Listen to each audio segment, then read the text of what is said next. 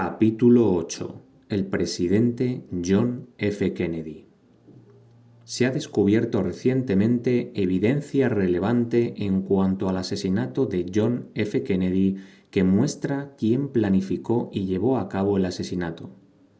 Esta nueva evidencia muestra que el informe de la Comisión Warren, que constituye la palabra final en cuanto al asesinato, es un encubrimiento total de lo que realmente ocurrió.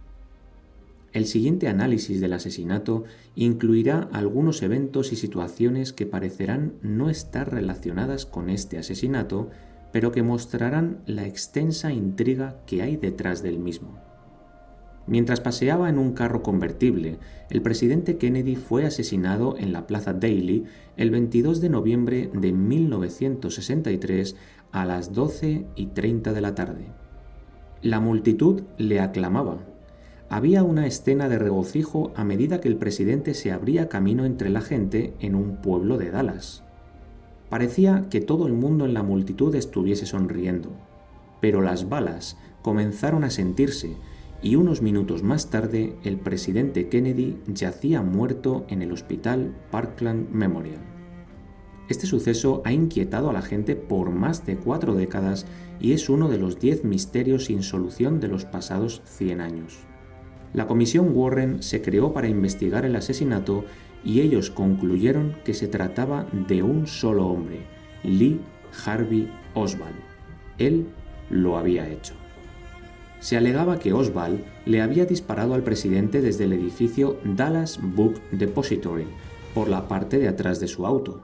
Pero existe evidencia contundente que desmiente los resultados del informe de la Comisión Warren y señala que hubo un encubrimiento masivo y una conspiración detrás del asesinato del presidente. 2 días después de la muerte del presidente, Jack Ruby asesinó a Oswald. ¿Por qué? ¿Sería para evitar que hablase? Había básicamente 2 razones principales por las cuales el presidente Kennedy fue asesinado. Estas razones están relacionadas con la guerra de Vietnam y con el Banco de Reserva Federal. El presidente Kennedy había enviado 2 ayudantes a Vietnam, a McNamara y a Taylor, quienes reunieron evidencia importante que convenció al presidente de que los Estados Unidos debía retirarse de Vietnam. El memorando que le enviaron al presidente se tituló Los informes de la misión McNamara-Taylor en Vietnam del Sur. Con este informe en la mano, el presidente Kennedy tenía lo que quería. El informe contenía la esencia de las decisiones que tenía que tomar. Tenía que ser reelegido para poder continuar con los planes que ya había comenzado durante su primer término. Tenía que sacar a los americanos de Vietnam. Fletcher Poultry nos dice: el 22 de noviembre de 1963, el gobierno de los Estados Unidos fue controlado por un grupo superpoderoso que quería un aumento en la guerra en Indochina y un mayor crecimiento militar con el paso de los años para nuevas generaciones. A medida que el presidente Kennedy comenzó a reducir el envolvimiento de la nación en el conflicto con el sureste de Asia, este grupo superpoderoso comenzó a planificar su asesinato. Después del asesinato de Kennedy, se aseguraron que América permaneciera en Vietnam por un largo tiempo. ¿Quiénes eran este grupo? ¿Quiénes querían que los americanos siguieran en el sureste de Asia y por qué? Al responder estas preguntas, se conoce entonces quiénes fueron las personas detrás del asesinato de John Kennedy. Abro Manhattan era un periodista inglés que había trabajado por muchos años para la Compañía Inglesa de Comunicaciones. Había escrito por lo menos 15 libros acerca del rol de la Iglesia Católica en los asuntos internacionales. En su libro Vietnam, Why Did We Go?, nos dice: el origen político y militar de la guerra de Vietnam ha sido descrito en millones de palabras escritas y habladas. Sin embargo, no se ha dicho mucho acerca de las fuerzas más significativas que contribuyeron a su promoción, dígase el rol que desempeñó la religión, que en este caso significa el rol que desempeñó la Iglesia Católica y su compañero diplomático, el Vaticano. Su participación activa no se trata de mera especulación. Es un hecho histórico concreto como lo es la presencia de los Estados Unidos, o la resistencia a la guerrilla masiva del comunismo asiático. Las actividades de ambos han sido examinadas en miles de libros, pero el anterior fue resultado de una consulta y ni siquiera en forma resumida. La Iglesia Católica debe ser considerada la principal promotora en el origen, aumento y persecución en el conflicto vietnamés. Desde el principio, la motivación cristiana contribuyó a acelerar la avalancha que causaría agonías sin fin en los continentes asiáticos y americanos. El precio pagado fue inmenso, miles de billones de dólares, el movimiento en masa de poblaciones, la anarquía política, la devastación militar a una escala sin precedentes, la desgracia contra el mundo civilizado, la pérdida de miles de vidas de jóvenes asiáticos y americanos. Por último, las heridas, las mutilaciones y las muertes de cientos de hombres, mujeres y niños.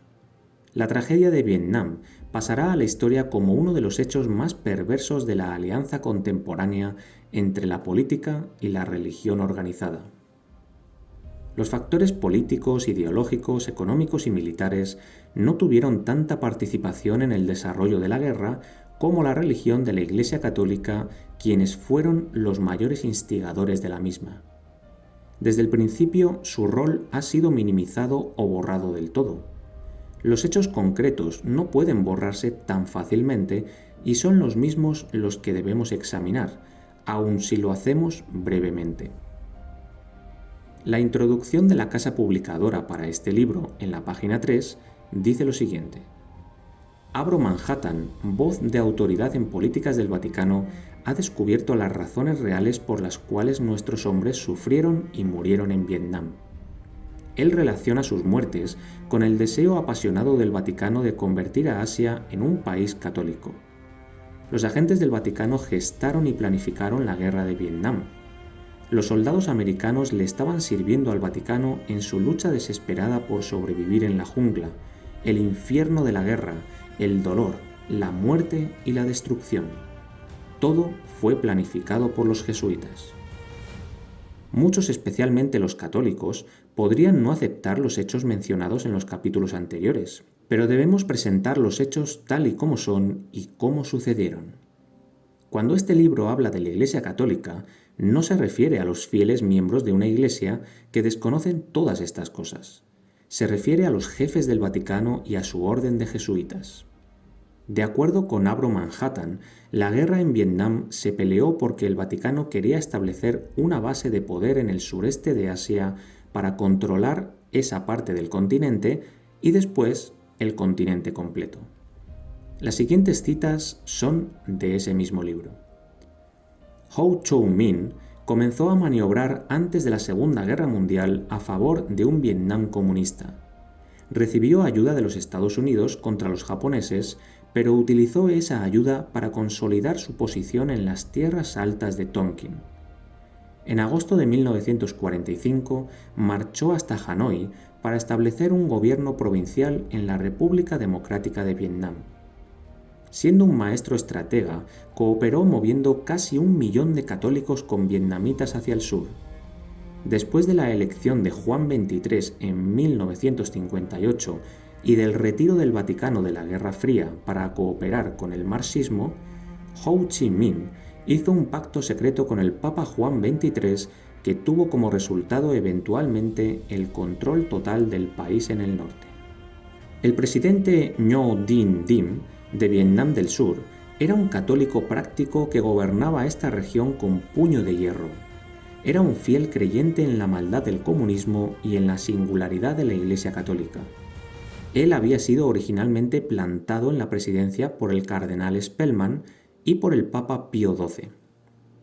Él transformó la presidencia en una dictadura católica virtual, destruyendo sin misericordia a sus oponentes religiosos y católicos. Muchos monjes budistas cometieron suicidio quemándose vivos en señal de protesta en contra de la persecución religiosa. Su persecución discriminatoria a los no católicos, especialmente a los budistas, le causó la destrucción de su gobierno y la deserción en masa de su ejército. Esto provocó la intervención de los Estados Unidos en Vietnam del Sur. En este acto de terrorismo, Él recibió ayuda de dos de sus hermanos católicos, los jefes de la policía secreta y el arzobispo de Hue. El cardenal Francis Spellman, el arzobispo de Nueva York, era el hombre clave que llevó a América al conflicto. Él estuvo activo al persuadir a los Estados Unidos de que seleccionara a Diem y lo apoyara como presidente de Vietnam del Sur. Fue hecho vicario general de las Fuerzas Armadas de los Estados Unidos y llamado el general de los soldados de Cristo, lo que significa que eran los soldados de la Iglesia Católica, en sus frecuentes visitas al frente de guerra en Vietnam. El Vaticano jugó el papel de ambos lados contra sí misma en la guerra civil vietnamesa. Controlaron a Diem en el sur, mientras advirtieron e hicieron tratos secretos con Ho Chi Minh en el norte. Sin embargo, al surgir la guerra, el Vaticano podría triunfar y controlar el Vietnam. Los intentos del presidente Kennedy de detener el derramamiento de sangre provocó la ira incesante de los instigadores de la guerra, esto es, los jesuitas del Papa. El presidente Kennedy comenzó a reducir la participación de América en Vietnam poco antes de su muerte. Al día siguiente de su brutal asesinato, ocurrió lo siguiente. A las 8:30 de la mañana del sábado, el 23 de noviembre de 1963, la limusina que llevaba al director de la CIA, John McCone, llegó a los terrenos de la Casa Blanca. Había llegado allí para llevar a cabo un negocio antes de envolverse en todos los detalles que conllevaba una transición presidencial, la firma del Memorando de Seguridad Nacional 278. Un documento clasificado que inmediatamente revertía la decisión de John F. Kennedy de reducir la guerra en Vietnam. El efecto del Memorando 278 le otorgaba carta blanca a la Agencia de Inteligencia Central para proceder con una guerra a gran escala en el lejano oeste. En efecto, el 23 de noviembre de 1963, el lejano oeste reemplazaría a Cuba como la espina que hincaría a América. Crearía una nueva fuente de narcóticos para los mercados mundiales de la mafia. El día después del asesinato de Kennedy, la decisión de reducir la participación de América en Vietnam fue revertida y el programa del Vaticano continuó. La declaración de Monroe revela igualmente otra de las razones por las cuales los jesuitas querían continuar con la guerra, porque harían billones de dólares en el mercado internacional de drogas.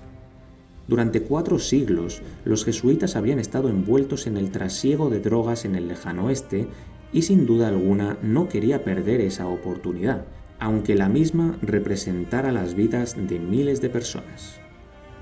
Desde que la misión jesuita se estableció en Beijing en 1601, la Sociedad de Jesús, los jesuitas, han tenido la llave del mercado del lejano oeste, incluyendo el trasiego de drogas. Los jesuitas controlaban a los políticos de Washington que querían que la guerra de Vietnam continuara. Querían crear un poder católico en Asia del Sur. Querían mantener el control del mercado internacional de drogas que habían tenido por más de 400 años en el lejano oeste. Cuando el presidente Kennedy se interpuso en su camino, tenía que ser removido. Los jesuitas hicieron que se asesinara al presidente. La segunda razón para el asesinato de Kennedy fue su intención de eliminar la Reserva Federal. El coronel James Gritz explica lo siguiente. Cuando Kennedy abogó por que se volviera a utilizar el oro como la moneda oficial y se desmantelara el sistema de Reserva Federal, él se refería al dinero que no tenía la marca de la Reserva Federal. Cuando se atrevió a ejercer su liderato y la autoridad que se le confería la Constitución de los Estados Unidos, Kennedy preparó su muerte segura. Le había llegado el momento de irse. El presidente Kennedy estaba intentando desmantelar el sistema de Reserva Federal, el cual se considera el Banco Central de los Estados Unidos, una creación de los propios jesuitas. La Constitución de los Estados Unidos le otorga al Congreso el poder de fabricar el dinero. Si el Congreso de los Estados Unidos fabricara su propio dinero, como se determina en la Constitución, no tendría que pagar los cientos de millones de dólares de interés que paga ahora mismo cada año a los banqueros por la deuda nacional por un dinero que sale de la nada. Es por eso que Kennedy comenzó a fabricar el dinero del gobierno de los Estados Unidos para reemplazar los dineros de la Reserva Federal que se habían estado utilizando. Hemos visto en capítulos anteriores quién era responsable de la creación del Banco de Reserva Federal y la operación inconstitucional de este banco que le roba el dinero a los ciudadanos americanos. Los jesuitas trataron de asesinar al presidente Andrew Jackson por haber descontinuado el Banco Central. Desgraciadamente, tuvieron éxito al asesinar al presidente Kennedy por tratar de hacer lo mismo. Los jesuitas utilizaron las riquezas creadas por la Reserva Federal para financiar sus hechos criminales. John Kennedy provocó la ira mortal de los jesuitas por atreverse a actuar como el presidente y no como su marioneta. Pero usted dirá, espere un momento, Kennedy era católico, el único presidente católico que ha habido, con excepción del presidente Biden en la actualidad. Eso es completamente correcto. A pesar de que Kennedy era católico, él puso el bienestar de los Estados Unidos antes que los deseos del papado. Él no era jesuita. Aquí se encuentra una sección bien interesante de las instrucciones secretas de la orden jesuita, escritas por su fundador Ignacio de Loyola. Finalmente, todos los que posean tal habilidad deben ser ascendidos a príncipes, nobles y magistrados de cualquier lugar en el que se encuentren accesibles si les llamamos, aun para sacrificar a sus amigos más íntimos cuando se trate de nuestro interés y nuestro beneficio. Vemos aquí que si la orden de los jesuitas dice que una persona tiene que morir, no importa si es tu mejor amigo, tu padre o tu hermano. Deben morir. ¿Cuán perverso y maligno es ese sistema de la orden de los jesuitas de la Iglesia Católica Romana? ¿Cree usted que la Iglesia Católica no es tan poderosa? ¿Cree usted que todo esto les hace ser demasiado fuertes? Abro Manhattan nos dice lo siguiente. El cardenal Francis Spellman de Nueva York era el vicario de las Fuerzas Armadas en Vietnam. Era además el vínculo extraoficial entre el Papa y John Foster Dulles, el secretario de Estado de los Estados Unidos, y por lo tanto el hermano del secretario, Alan, quien era el jefe de la CIA. Por tanto, a través del cardenal Francis Spellman, la Iglesia Católica Romana y los jesuitas tuvieron acceso y control de John Foster Dulles, del secretario de Estado y del hermano de John Foster Dulles, Allen, quien era el jefe de la Agencia Central de Inteligencia.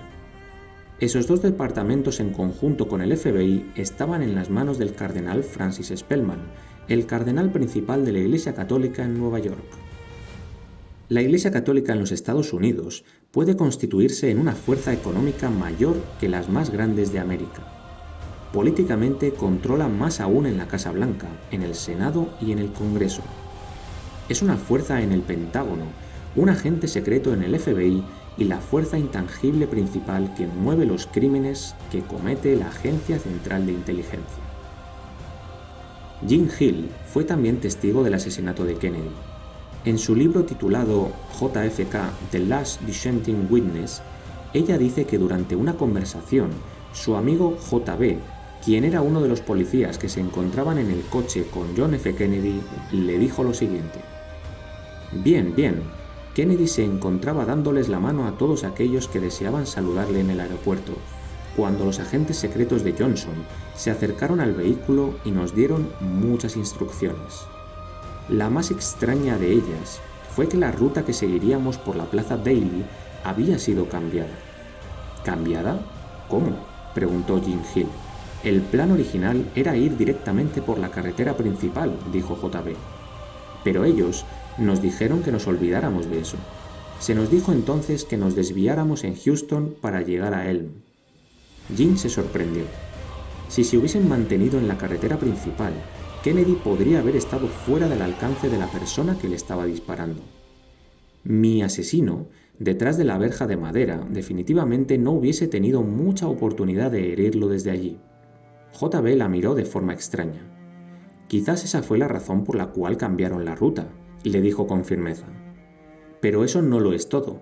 También nos ordenaron que nos formáramos, la escolta, de la manera más rara que yo he visto nunca.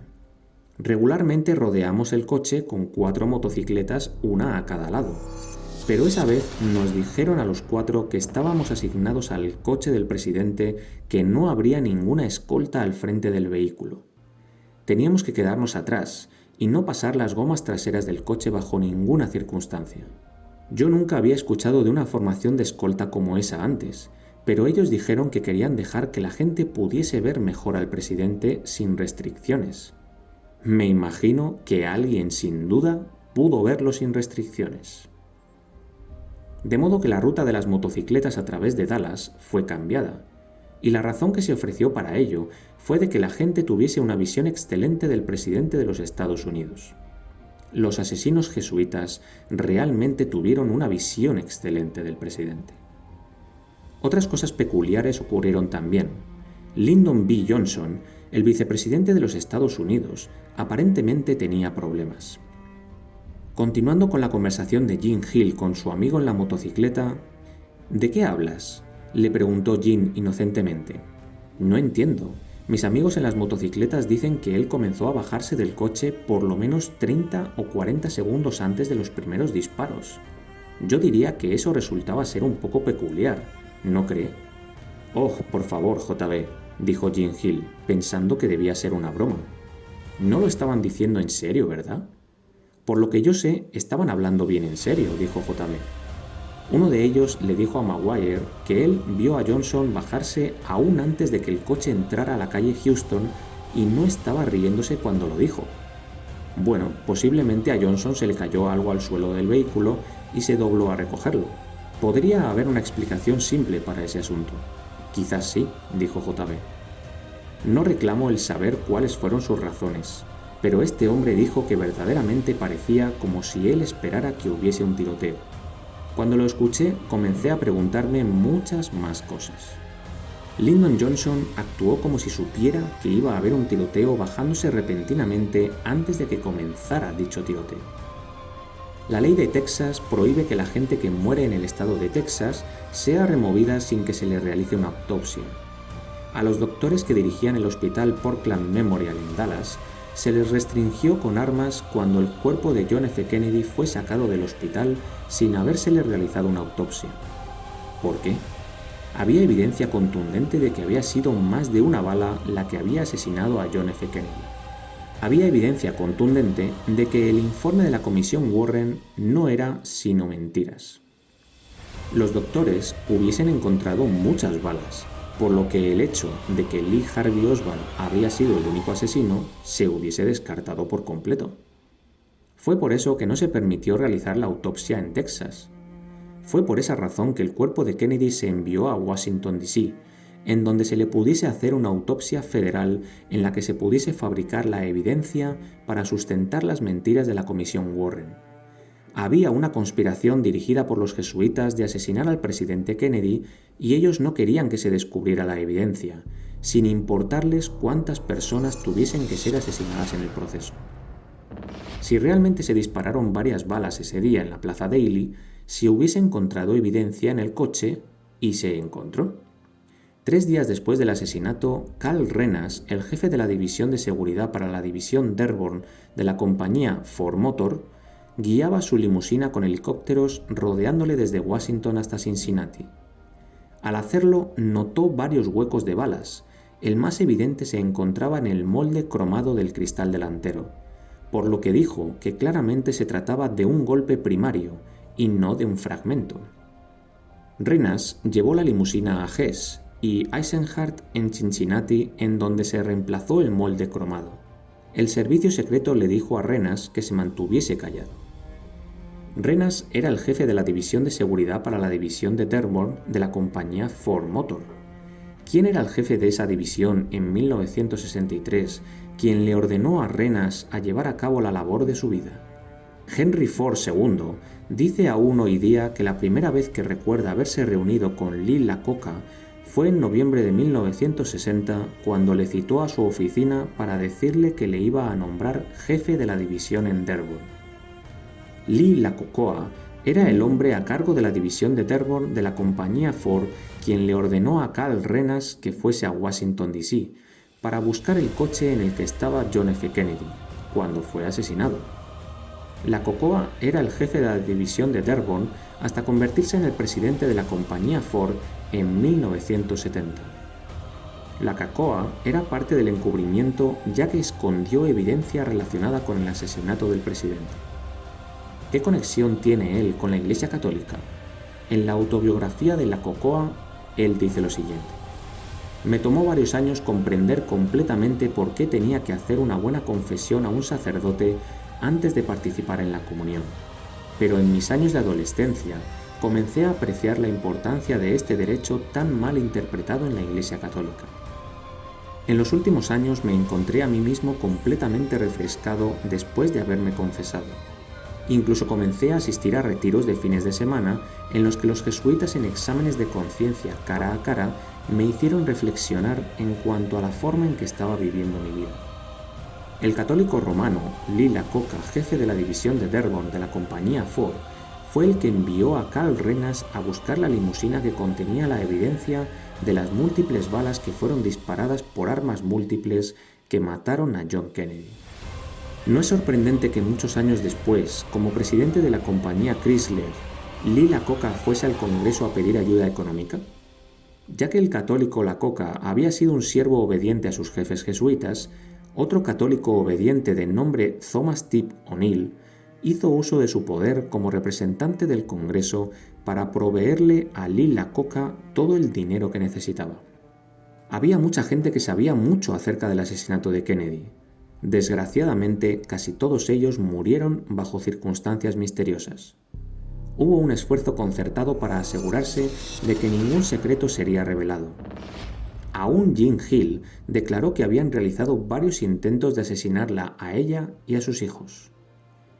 Jim Marrs, autor del libro Crossfire, The Plot to Kill Kennedy, escribió lo siguiente: en el periodo de 3 años después del asesinato del presidente y de Lee Harvey Oswald, 18 testigos presenciales murieron, 6 por armas de fuego, 3 en accidentes de tránsito, 2 por suicidio, 1 porque se le cortó el cuello, 1 por un golpe de karate al cuello, 5 por causas naturales.